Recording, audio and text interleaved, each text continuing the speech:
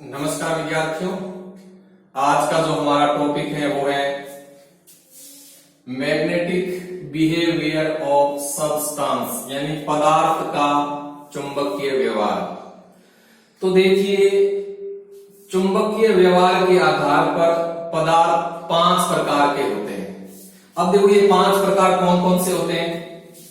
Number 1 diamagnetic.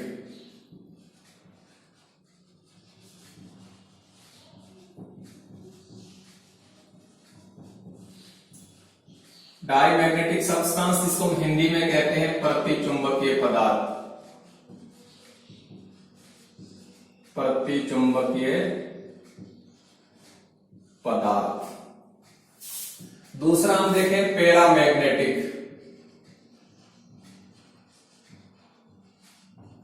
Paramagnetic substance, जिसको हम बोलते हैं अनुचुंबकीय पदार्थ। अनुचुंबकीय पदार्थ। तीसरा जो प्रकार है वो है फेरोमैग्नेटिक सब्सटेंस।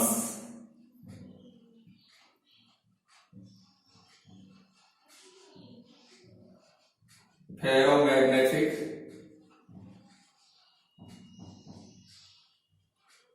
सब्सटेंस, जिसको हम बोलते हैं लोह चुंबकीय पदार्थ।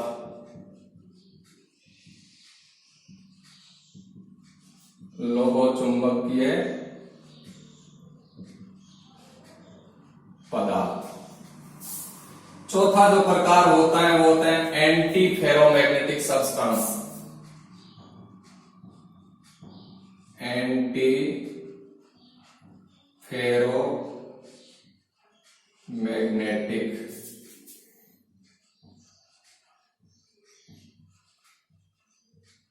सब्सटेंस, जिसको हम हिंदी में कहते हैं प्रतिलोह चुंबकीय पदार्थ। प्रतिलोह चुंबकीय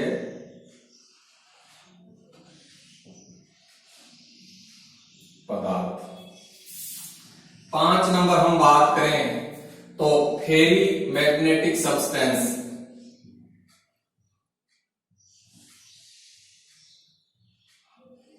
फेरी मैग्नेटिक सब्सटेंस, यानी लघु लोह चुंबकीय पदार्थ।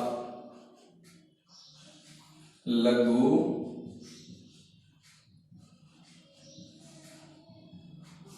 लोह चुंबकीय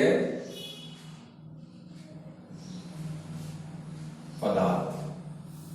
तो देखिए, चुंबकीय व्यवहार के आधार पर पदार्थ 5 प्रकार के होते हैं। Diamagnetic, paramagnetic, ferromagnetic, anti ferromagnetic और फेरीमैग्नेटिक, यानी प्रतिचुंबकीय, अनुचुंबकीय, लोह चुंबकीय, प्रतिलोह चुंबकीय और लघु लोह चुंबकीय।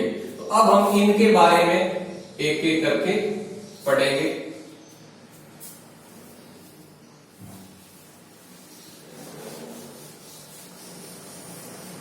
तो पहला प्रकार देखो, डाईमैग्नेटिक।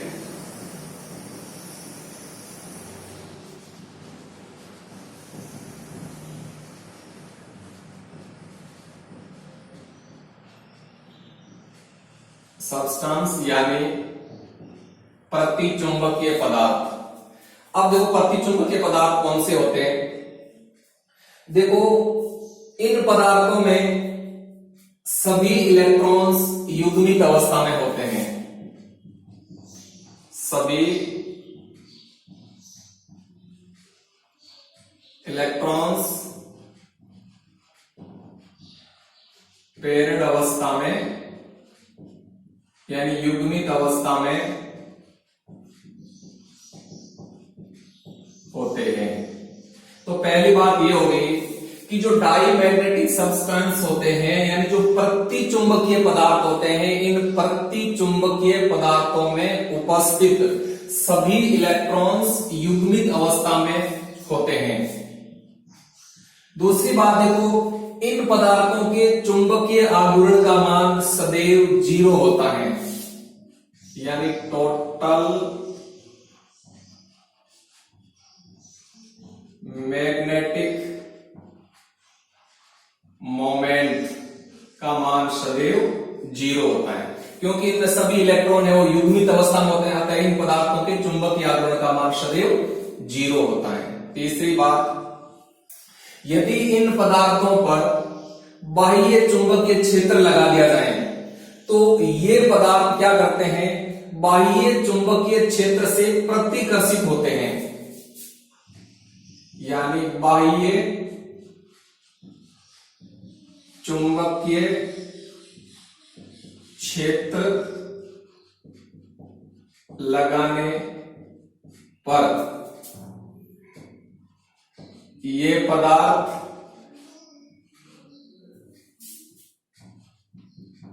बाह्य चुंबकीय क्षेत्र से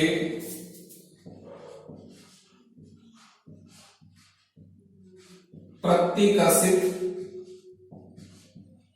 होते हैं। यानी यदि हम इन प्रति चुंबकीय पदार्थों पर बाह्य चुंबकीय क्षेत्र लगा दें तो क्या होते हैं कि ये पदार्थ बाह्य चुंबकीय क्षेत्र से प्रतिकर्षित होते हैं। चौथी बात देखें, यदि हम प्रति चुंबकीय पदार्थों के उदाहरण देखें, इनके उदाहरण की बात करें तो इनके बहुत सारे एग्जाम्पल्स हो सकते हैं, बहुत सारे उदाहरण हो सकते हैं, जैसे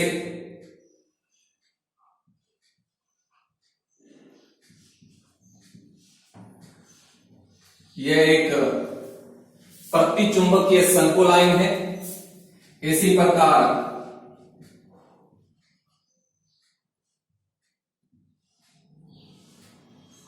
यह भी एक प्रति चुंबकीय संकुलाइन है।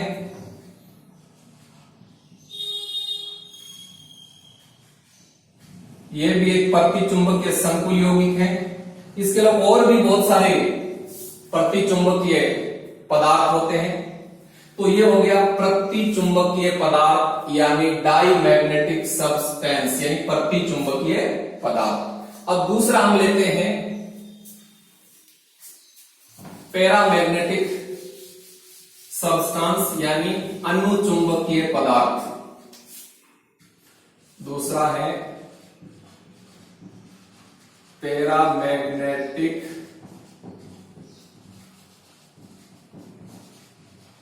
सब्सटेंस यानी अनुचुंबकीय पदार्थ।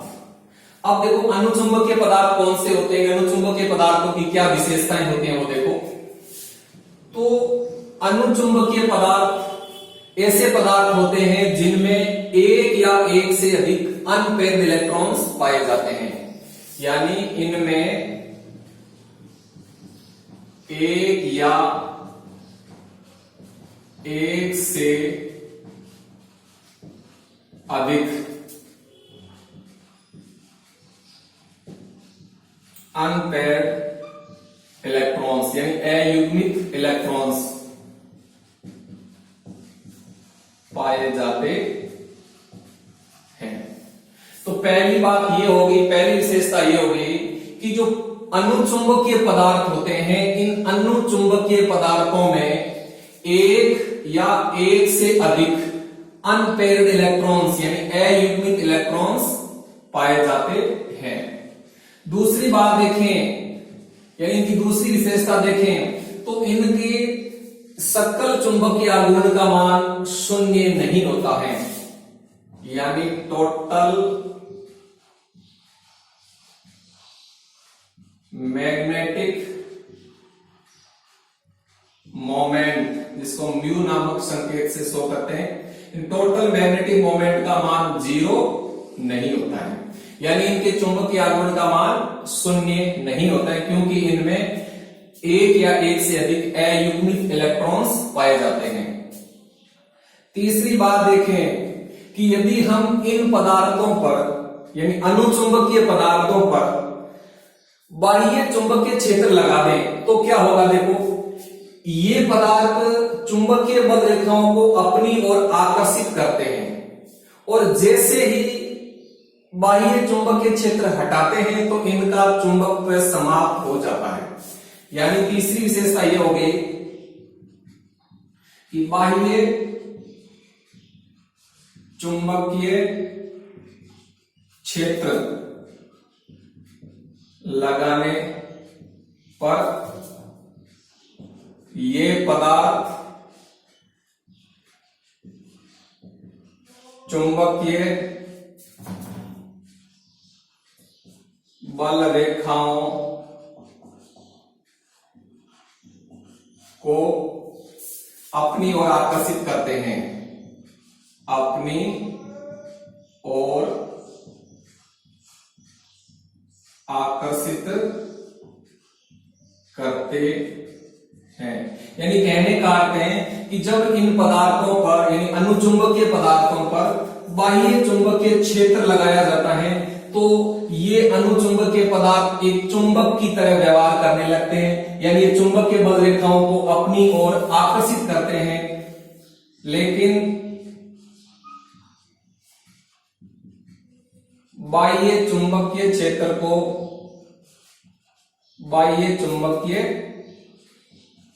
क्षेत्र को हटा लेने पर इन पदार्थों का चुंबकत्व यानी मैग्नेटिज्म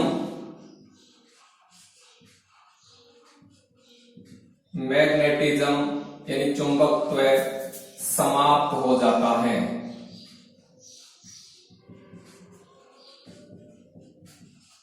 यानी चुंबक जब तक इन पर बाह्य चुंबकीय क्षेत्र लगा हुआ है तब तक ये पदार्थ चुंबक की तरह व्यवहार करते हैं और जैसे ही बाह्य चुंबकीय क्षेत्र को हटा लेते हैं तो इन पदार्थों का जो चुंबकत्व है यानी जो मैग्नेटिज्म है वो समाप्त हो जाता है। अब यदि हम इनके एग्जाम्पल की बात करें, इनके उदाहरण देखें तो एग्जाम्पल्स देखिए इनके बहुत सारे एग्जाम्पल्स हो सकते हैं इनके। देखो जैसे O2 अणु के अंदर दो अयुग्मित इलेक्ट्रॉन्स होते हैं, अतः O2 अणु है वो अनुचुंबकीय होता है। और देखें यह एक संकुलाइन है जिसमें अनपेयर्ड इलेक्ट्रॉन्स होते हैं, अतः यह संकुलाइन अनुचुंबकीय होता है यानी पैरामैग्नेटिक होता है। और देखें तो यह है संकुलाइन भी अनुचुंबकीय होता है, पैरामैग्नेटिक होता है। इनके अलावा और भी बहुत सारे उदाहरण हो सकते हैं आदि। तो ये हो गया पैरामैग्नेटिक सब्सटेंस यानी अनुचुंबकीय पदार्थ। अब देखो नेक्स्ट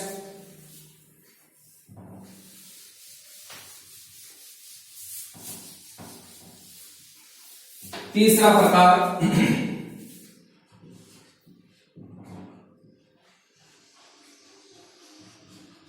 फेरोमैग्नेटिक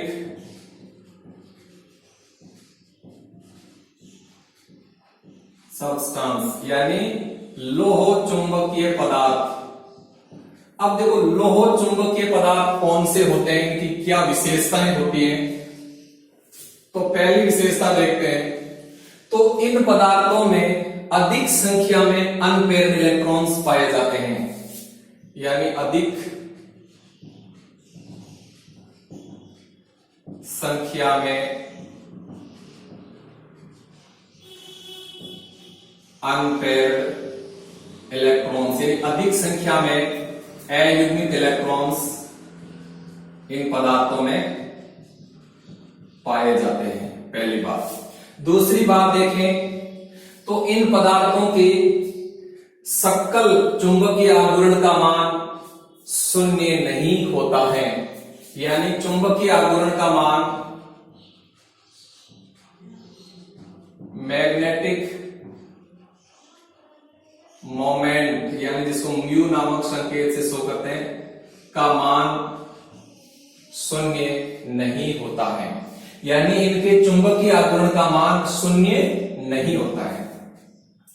तीसरी विशेषता देखें इनकी कि यदि हम इन पदार्थों पर यानी लोह चुंबकीय पदार्थों पर बाह्य चुंबकीय क्षेत्र लगा दें तो ये पदार्थ क्या करते हैं, चुंबकीय बल रेखाओं को प्रबल रूप से अपनी ओर आकर्षित करते हैं, जिससे क्या होता है कि इन पदार्थों में उपस्थित सभी परमाणु चुंबकीय आघूर्ण, जिसको हम डोमेन्स भी कहते हैं, ये सभी चुंबकीय क्षेत्र की दिशा में अभिविन्यासित हो जाते हैं, जिसके कारण प्रबल चुंबकीय प्रभाव यानी प्रबल चुंबकीय क्षेत्र इन पदार्थों में उत्पन्न हो जाता है। अब यदि बाह्य चुंबकीय क्षेत्र को हटा लेते हैं तो बाह्य चुंबकीय क्षेत्र को हटा लेने के बाद भी इन पदार्थों का चुंबकत्व यानी मैग्नेटिज्म कायम रहता है। अर्थात हम कह सकते हैं कि जब इन पदार्थों पर एक बार बाह्य चुंबकीय क्षेत्र लगा दिया जाता है तो ये पदार्थ एक स्थायी चुंबक बन जाते हैं। ठीक, तो देखो तीसरी विशेषता क्या हो गई कि बाह्य चुंबकीय क्षेत्र लगाने पर ये पदार्थ चुंबकीय बल रेखाओं को ये पदार्थ चुंबकीय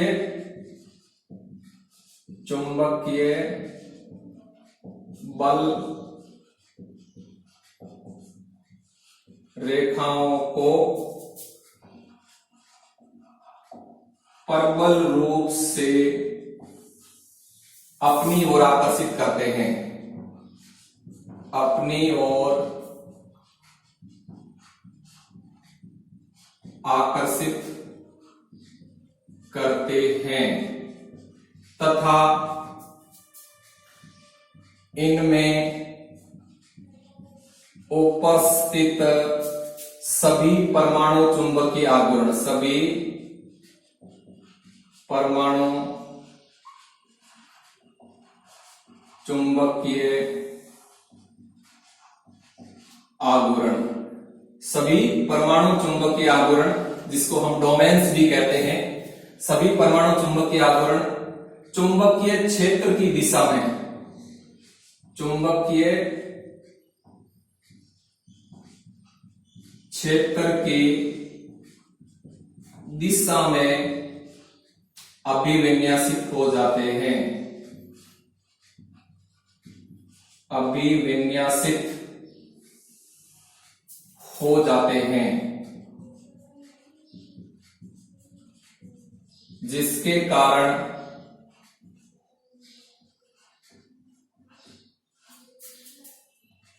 इनमें प्रबल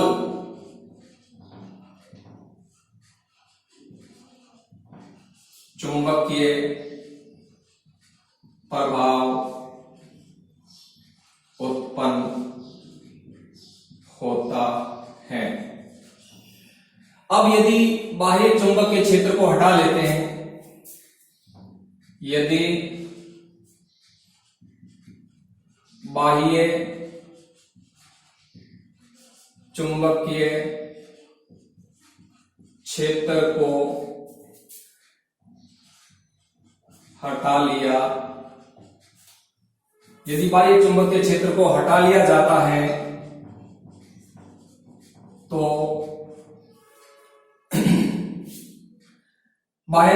यदि बाह्य चुंबकीय क्षेत्र को हटा लिया जाता है तो बाह्य चुंबकीय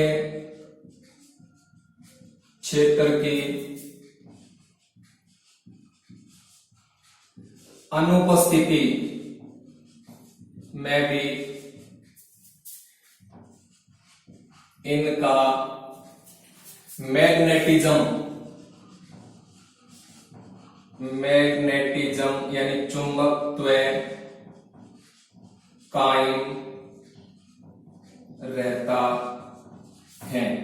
तो ये इनकी देखो बहुत ही महत्वपूर्ण विशेषता है कि जब हम इन लोह चुंबकीय पदार्थों पर बाह्य चुंबकीय क्षेत्र लगाते हैं तो क्या होता है, ये पदार्थ चुंबकीय बल रेखाओं को प्रबल रूप से अपनी ओर आकर्षित करते हैं।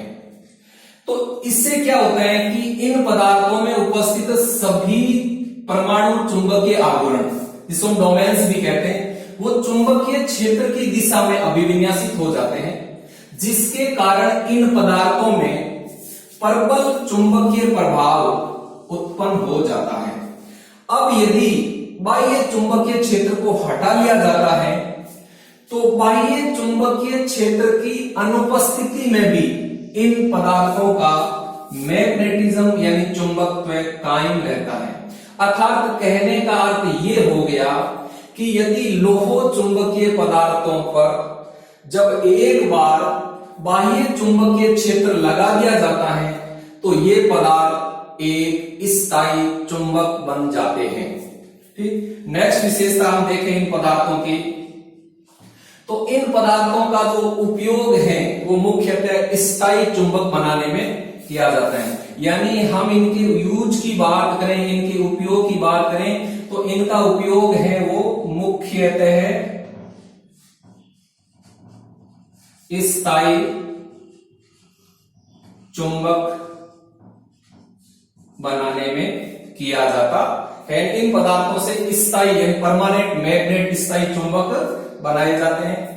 नेक्स्ट विशेषता की बात करें तो देखो, जब इन पदार्थों का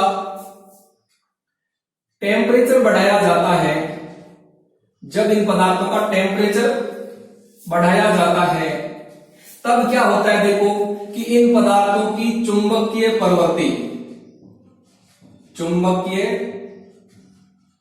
प्रवृत्ति घटने लगती है और एक विशेष ताप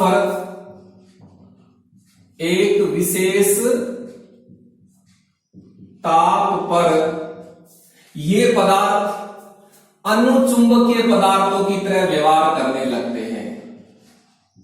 अनुचुंबकीय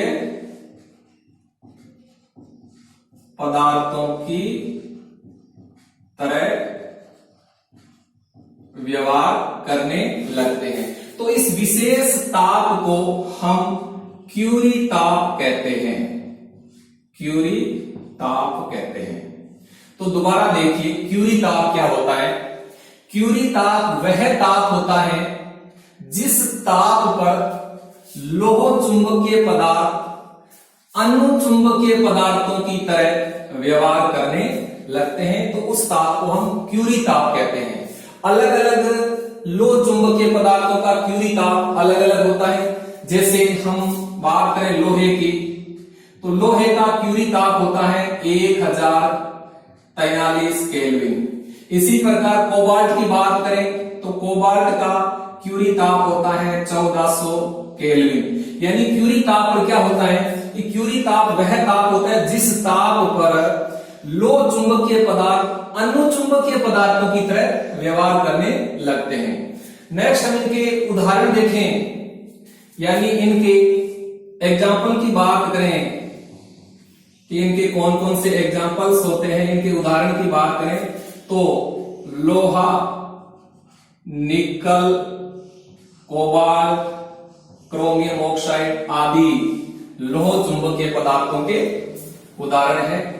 तो ये हो गए लोह चुंबकीय पदार्थ, फेरोमैग्नेटिक सब्सटेंस। नेक्स्ट लेते हैं हम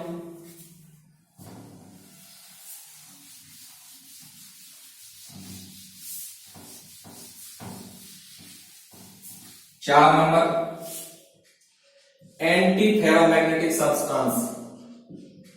एंटी फेरोमैग्नेटिक सब्सटेंस यानी प्रतिलोह चुंबकीय पदार्थ। अब देखो, प्रतिलोह चुंबकीय पदार्थ क्या होते हैं? इन पदार्थों में उपस्थित परमाणु चुंबकीय आवरण, परमाणु चुंबकीय आघूर्ण इस प्रकार से अभिविन्यासित रहते हैं, इस प्रकार से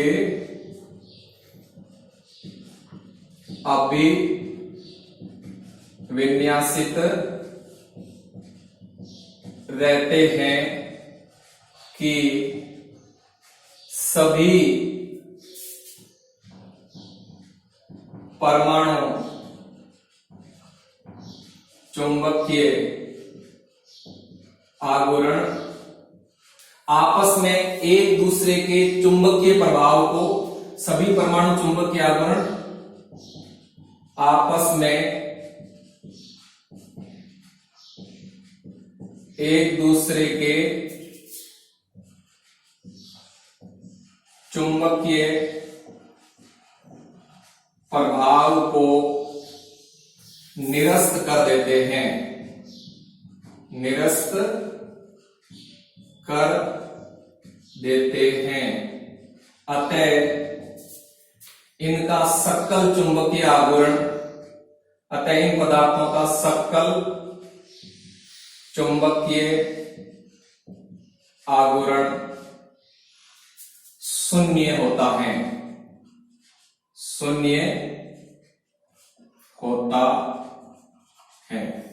तो देखो, कहने का अर्थ है कि जो एंटी फेरोमैग्नेटिक सब्सटेंस होते हैं, यानी प्रतिलोह चुंबकीय पदार्थ होते हैं, इन पदार्थों में उपस्थित परमाणु चुंबकीय आघूर्ण, जिसको हम डोमेन्स भी कहते हैं, ये इस प्रकार से अभिविन्यासित रहते हैं कि सभी परमाणु चुंबकीय आघूर्ण आपस में एक दूसरे के चुंबकीय प्रभाव को निरस्त कर देते हैं। अतः इन पदार्थों का जो सकल चुंबकीय आघूर्ण है वो शून्य हो जाता है। यानी देखो, इनके अंदर डोमेन से वो इस तरह से अभिविन्यासित रहते हैं, देखो इस तरह से,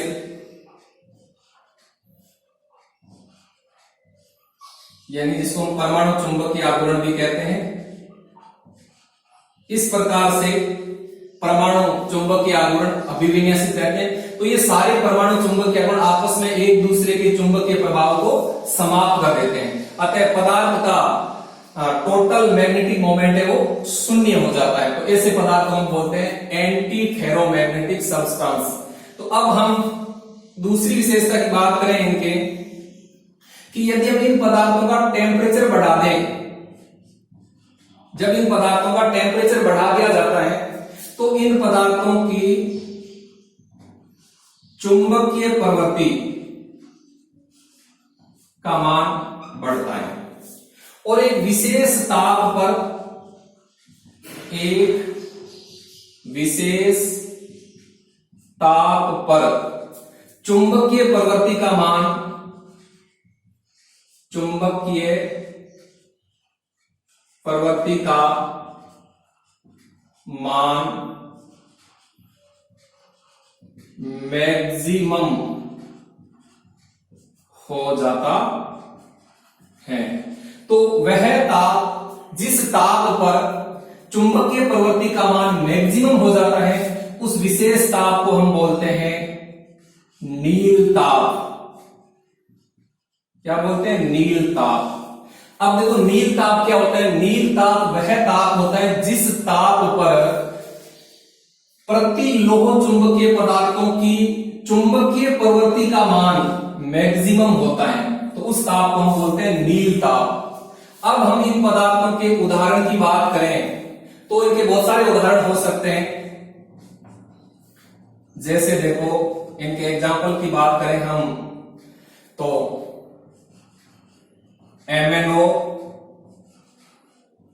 MnO2,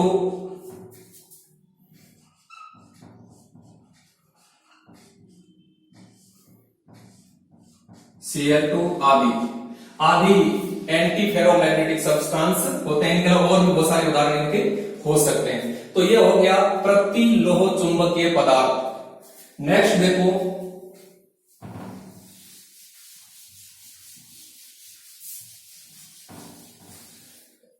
पांच नंबर देखिए, फेरी मैग्नेटिक सब्सटेंस, फेरी मैग्नेटिक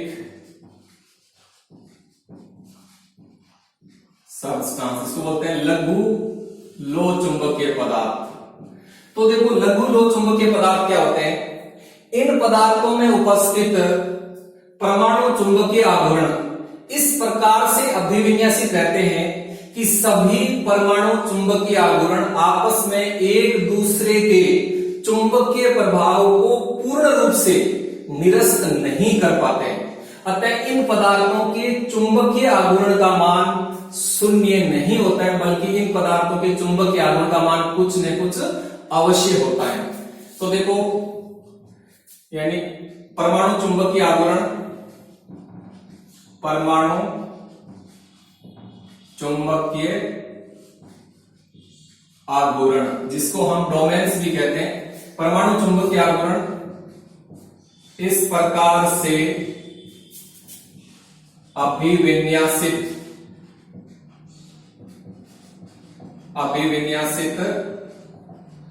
रहते हैं कि सभी परमाणु चुंबकीय आघूर्ण आपस में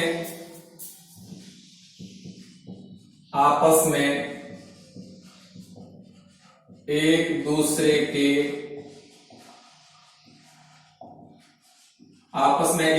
के चुंबकीय प्रभाव को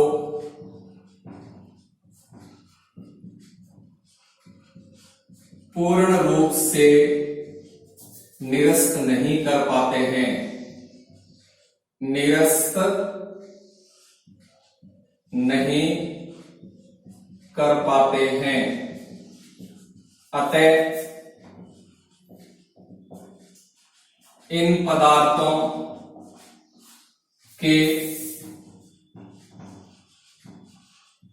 चुंबकीय आघूर्ण का मान शून्य नहीं होता है, शून्य नहीं होता है।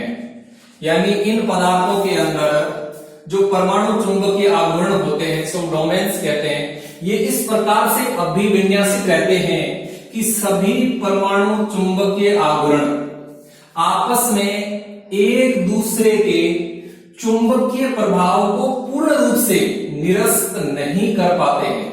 अतः इन पदार्थों का जो चुंबकीय आघूर्ण है उसका मान शून्य नहीं होता है। अब देखो इनमें डोमेन्स किस तरह से अभिविन्यासित रहते हैं, देखो इस तरह से रहते हैं।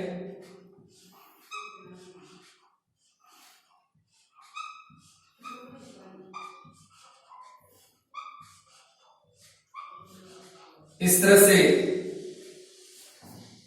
परमाणु चुंबकीय आघूर्णों का संरेखण होता है। तो इसमें क्या होता है कि सभी परमाणु चुंबकीय आघूर्ण आपस में एक दूसरे के चुंबकीय प्रभाव को पूर्ण रूप से निरस्त नहीं कर पाते हैं। अतः ऐसी कंडीशन में इन पदार्थों के चुंबकीय आघूर्ण का मान है शून्य नहीं होता है, बल्कि इनके चुंबकीय आघूर्ण का मान कुछ न कुछ अवश्य होता है। अब देखो हम इन पदार्थों के एग्जाम्पल की बात करें, उदाहरण की बात करें, एग्जाम्पल्स, तो इनके बहुत सारे एग्जाम्पल्स हो सकते हैं। जैसे एक है मैग्नेटाइट, Fe3O4 मैग्नेटाइट, एक होता है जिंक फेराइट, ZnFe2O4, एक होता है मैग्नीशियम फेराइट, MgFe2O4 आदि फेरी मैग्नेटिक सब्सटेंस होते हैं, यानी लघु लोह चुंबकीय पदार्थ होते हैं। तो इस प्रकार से आज हमने देखा इस वीडियो में कि चुंबकीय व्यवहार के आधार पर पदार्थ 5 प्रकार के होते हैं। इन 5 प्रकार के पदार्थों की क्या विशेषताएं होती हैं, इनके कौन से एग्जाम्पल होते हैं, इनके बारे में आज हमने इस वीडियो में जाना। अब आप सभी असाइनमेंट के रूप में 2 क्वेश्चन नोट कीजिए। पहला क्वेश्चन लिखिए, क्यूरी ताप एवं नील ताप को परिभाषित करो। क्यूरी ताप एवं नील ताप को परिभाषित करो। दूसरा क्वेश्चन लिखिए आज का, लोह चुंबकीय पदार्थ एवं अनुचुंबकीय पदार्थों में उदाहरण सहित 2 अंतर लिखो। लोह चुंबकीय पदार्थ एवं अनुचुंबकीय पदार्थों में उदाहरण सहित 2 अंतर लिखो। ये दोनों प्रश्न आपको असाइनमेंट के रूप में करने हैं। धन्यवाद। जय हिंद।